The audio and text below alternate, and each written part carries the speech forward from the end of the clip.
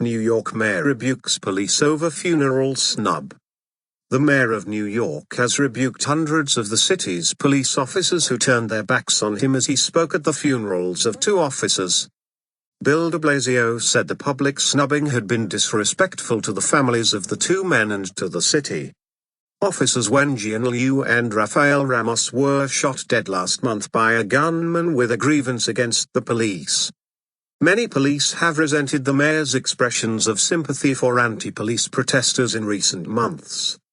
Those individuals who took certain actions the last 2 weeks, they were disrespectful to the families involved. That's the bottom line, Mr. de Blasio told reporters at police headquarters. They were disrespectful to the families who lost their loved ones. I can't understand why anyone would do such a thing in the context like that. Mr. de Blasio also dismissed suggestions that police had been working to rule since the killing of the two officers.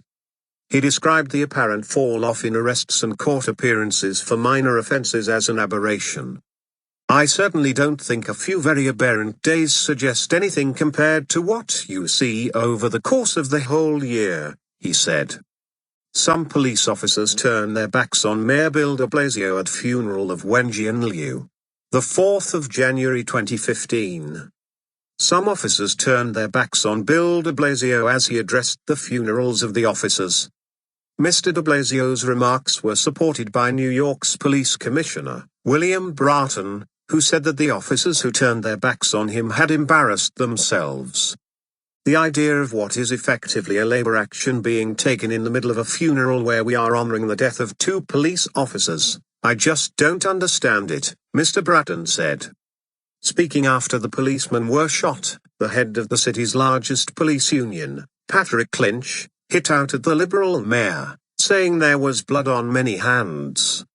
The shootings followed a wave of demonstrations over killings of unarmed black men by white police officers, beginning in the Missouri town of Ferguson last summer.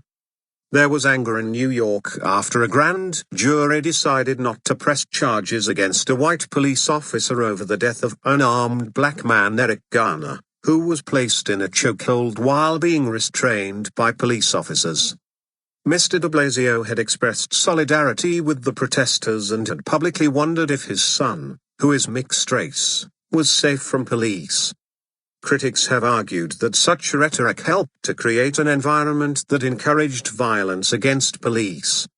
The man who shot the two officers, Ismael Brinsley, killed himself in a subway station as police were closing in.